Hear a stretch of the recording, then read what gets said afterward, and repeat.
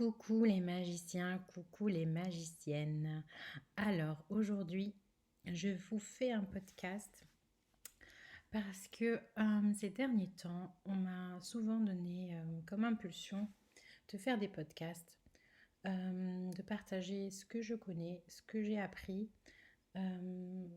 Voilà, des petits podcasts assez courts, j'espère assez clairs et compréhensibles afin que tout le monde puisse en tirer quelque chose et qu'on puisse les écouter rapidement quand on a 5 minutes parce qu'on n'a pas toujours le temps de s'asseoir et de lire en long et en large des livres ou d'écouter des vidéos qui durent parfois 1 heure, voire 2.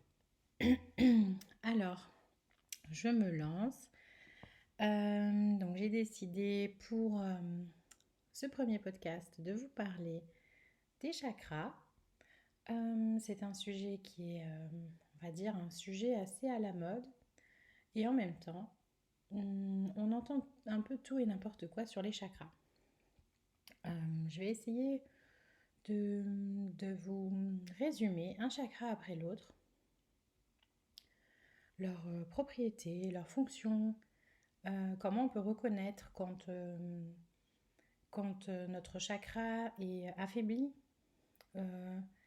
Et ce qui est très important aussi, c'est comment faire pour apporter de la lumière à notre chakra, pour lui permettre d'être à nouveau harmonieux. Voilà le but de mon podcast. Et voilà, alors je me lance. Alors, c'est quoi un chakra? Un chakra, c'est un centre énergétique. C'est en sanskrit, ça veut dire roue de lumière. Euh, Moi, j'aime bien cette traduction. Je trouve que ça nous permet de bien les visualiser. Du coup, je m'imagine mes chakras comme des roues lumineuses. Déjà ça leur donne du pouvoir et de l'harmonie, de se les imaginer lumineux, vibrants, forts. Les chakras, eux, permettent une circulation entre nos énergies externes et nos énergies internes. Il y a énormément de chakras, mais moi ici, je vais me concentrer sur les 7 chakras principaux qui se situent le long de notre colonne vertébrale.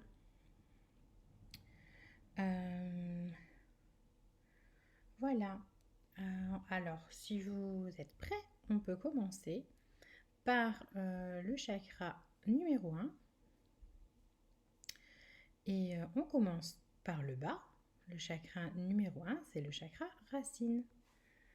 Le chakra racine, c'est un chakra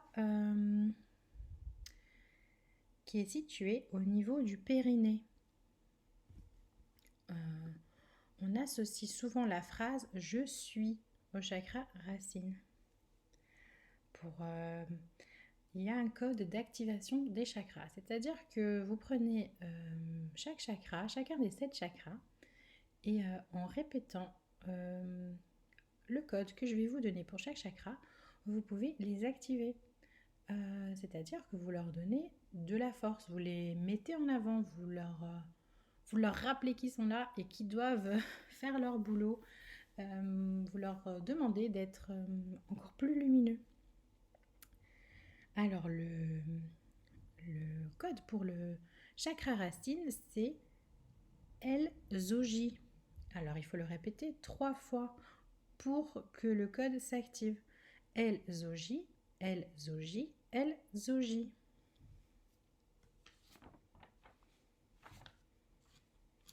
Ce chakra racine, il nous permet quoi? Ce chakra racine, il nous permet de nous ancrer à la terre. Ça veut dire quoi, être ancré à la terre? Ça veut dire être stable, être relié. Relié à la terre mère, à la nature, à la vie, à la matière, mais également à ce qu'on est, à notre corps physique, parce que c'est notre corps physique qui est sur cette terre, c'est notre véhicule lors de notre passage sur la terre. Donc, le chakra racine va nous permettre d'être relié à cette terre, Euh, il nous permet d'avoir conscience de notre corps, non seulement de notre corps comme une enveloppe charnelle, mais également de notre corps comme un véhicule sur cette planète. Euh, le chakra racine, c'est aussi un chakra qui nous relie donc à la terre, à notre terre-mère, notre mère nourricière, mais également à notre mère biologique, à notre famille, à, à nos relations, à la famille, les amis, les personnes les plus proches de nous au quotidien. Euh,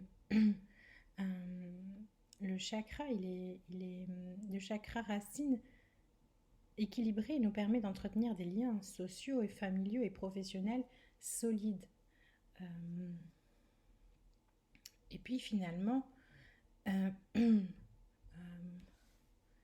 c'est un chakra qui est relié à la naissance, au fait de donner la vie. C'est pas pour rien qu'il est situé au niveau du périnée. Donc, ancrage à la terre-mère, mais euh, euh, pilier pour nos relations familiales, amicales et professionnelles. Et donc, c'est nos racines. Hein. On parle de nos racines, de notre famille. Mais également nos racines géographiques, c'est-à-dire d'où on vient. Moi, je viens de tel pays, de telle région. J'ai un lien fort envers mon pays. Alors, c'est à quoi qu'on reconnaît un chakra racine affaibli.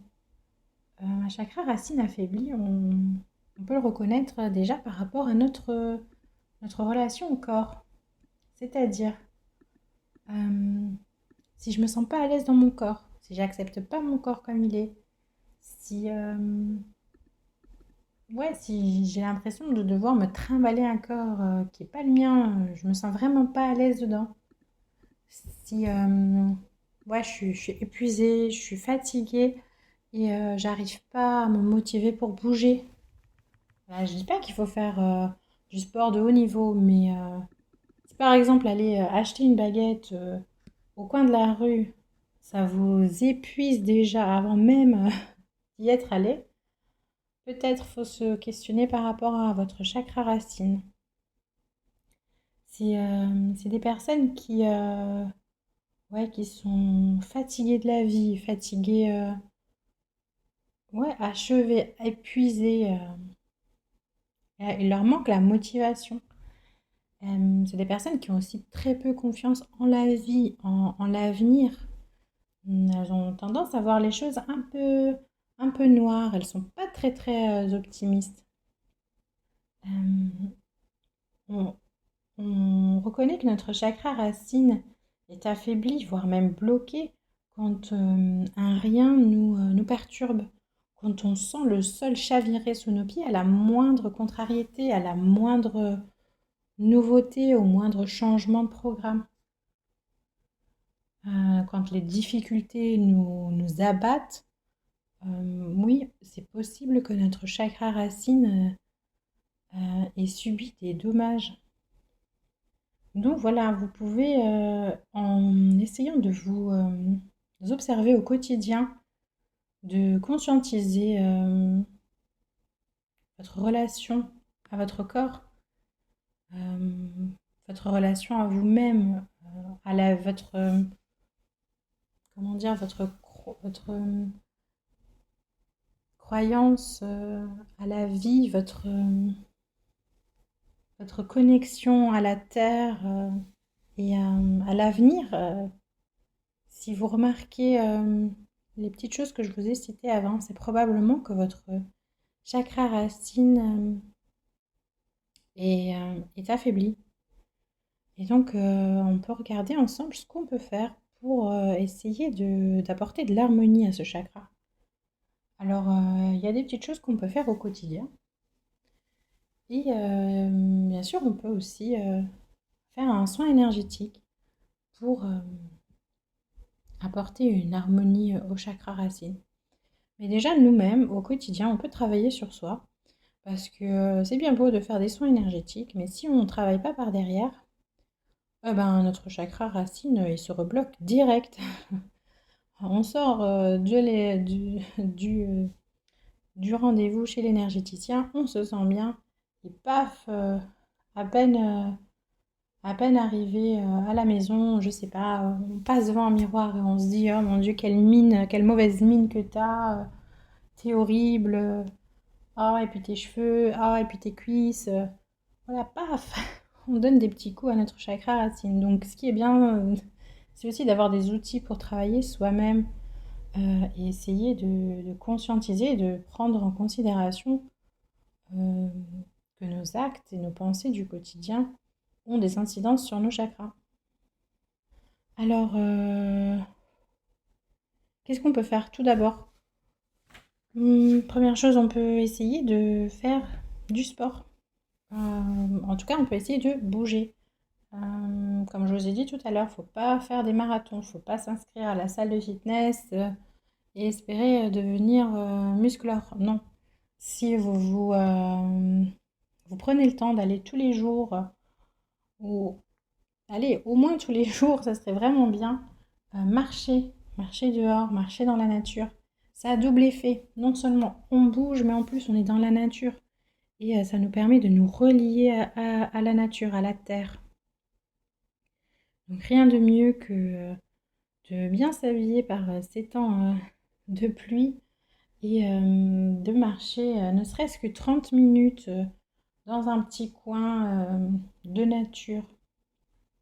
Je pense que on peut toujours essayer de trouver un parc, une forêt, une prairie où on voit du vert pour profiter de la nature. Et ça nous aidera aussi à bouger parce que plus on bouge, plus on a envie de bouger. C'est un peu un cercle vicieux. Si on ne bouge pas, on n'a pas envie de bouger. Faut vraiment des fois se forcer, se donner un petit coup de pied pour y aller. Qu'est-ce qu'on peut faire d'autre? On peut faire des affirmations. C'est quoi les affirmations? Les affirmations, c'est des phrases qu'on va se répéter. C'est un peu comme des mantras, c'est-à-dire que c'est des phrases, ben, moi je vais vous donner 2 ou 3 phrases prédéfinies, mais vous pouvez toujours les adapter à vous, des choses qui vous parlent plus. Moi, mes phrases, elles sont générales, mais n'hésitez pas à les modifier pour qu'elles vous correspondent, pour que elles s'ancrent encore plus en vous, que vous vous imprégniez de ces phrases. Ces affirmations, on essaye de se les répéter plusieurs fois par jour. Les moments les plus importants pour les répéter, c'est le matin au lever et le soir au coucher. On va dire par exemple, j'ai confiance en la force de la vie. Voilà, j'ai confiance en la force de la vie. J'essaie de le répéter 2 fois minimum. 3, 4 fois, c'est bien même mieux. Il faut que la phrase s'imprègne, s'imprègne dans nos cellules. C'est pour ça qu'on aime bien la dire le matin au réveil. Voilà, ça va déterminer notre journée. Les premières pensées du matin, c'est les pensées qui déterminent qui on est aujourd'hui. Si je me lève en me disant, ouais, de toute façon, il n'y a rien qui va et c'est une journée horrible, je pense que ça va être difficile que la journée soit bonne. Si par contre, je me lève et je me dis, allez, aujourd'hui, je me sens à l'aise et en sécurité dans mon corps, je me sens à l'aise et en sécurité dans mon corps, je me sens à l'aise et en sécurité dans mon corps. Voilà, c'est un mantra que je porte avec moi le long de la journée. Et une dernière phrase que vous pouvez répéter, c'est je me laisse porter par la terre, je m'ouvre à la nature. Je me laisse porter par la terre et je m'ouvre à la nature. Voilà pour les affirmations. Sinon, vous pouvez vous faire un massage, un automassage. Alors, pour cela, vous vous allongez sur le dos, vous vous mettez bien à l'aise sur votre lit ou sur un tapis de yoga, sur une couverture, comme vous voulez. Vous vous allongez sur le dos et vous fermez les yeux. Et pour stimuler l'énergie, dans vos chakras de la main. Vous frottez les mains l'une contre l'autre en cercle. Ça, c'est pour chauffer. Comme ça, l'énergie, elle est stimulée. Ensuite, vous posez les mains sur l'abdomen, à droite et à gauche de la région de l'aine. Donc vraiment le plus proche possible du périnée. Les pouces sont en direction du pubis et les autres doigts pointent vers le bas. Quand vous inspirez, vous imaginez que vous prenez de l'énergie vitale et vous expirez lentement. Donc, je répète, on s'allonge sur le dos, on ferme les yeux. On stimule l'énergie dans les chakras de la main en frottant les mains l'une contre l'autre en cercle. On pose nos mains sur l'abdomen, à droite et à gauche de la région de l'aine. Les pouces en direction du pubis et les autres doigts pointent vers le bas. Quand on inspire, on imagine qu'on prend de l'énergie vitale. Puis on expire lentement. Pendant l'expiration, on laisse l'énergie couler vers le chakra racine. On s'imagine qu'un flux lumineux rouge coule dans notre abdomen. Et on fait ça au minimum pour 7 respirations, 7 longues respirations. On s'imagine à l'expiration que l'énergie vitale qu'on a inspirée, elle coule vers notre chakra racine. Alors on s'imagine cette énergie comme un flux lumineux et rouge. Et on sent déjà qu'à chaque expiration, des ondes chaudes et rouges coulent de nos mains vers notre abdomen. Ensuite, après 7 respirations, on pose les mains au sol et on prend le temps de ressentir les effets de ce massage. C'est un massage énergétique, bien entendu. On se pose, on essaye de conscientiser ce qui se passe dans notre corps. C'est un massage assez rapide, 7 respirations. On peut même le faire le soir avant de s'endormir. C'est assez facile. Voilà pour les conseils. Vous pouvez aussi essayer de faire des méditations pour votre chakra racine. Il y a plusieurs types de méditations. Alors soit vous vous posez et vous essayez de vous concentrer sur ce chakra lumineux qui est le chakra racine. Vous l'imaginez bien lumineux. Vous prenez le temps de conscientiser, comme je vous ai dit tout à l'heure, ce que vous faites au quotidien, ce que vous pouvez améliorer. On prend vraiment le temps on s'attarde sur notre chakra. Ça, c'est aussi un type de méditation. S'attarder sur le chakra, essayer d'analyser au quotidien qu'est-ce que je fais pas, comment je pourrais m'améliorer.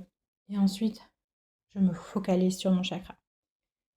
Et sinon, on trouve pas mal sur les réseaux, on trouve pas mal de méditations guidées, des méditations de reliance à la terre. Ça, c'est vraiment parfait pour le chakra racine, pour l'ancrage. Allez, voilà les magiciens, les magiciennes. J'espère que ce podcast sur le chakra racine vous a plu. En tout cas, j'attends vos commentaires. N'hésitez pas à me dire ce qui vous a plu, ce qui vous a pas plu. Et on s'entend, on se revoit très très bientôt pour un podcast sur un autre chakra. À bientôt!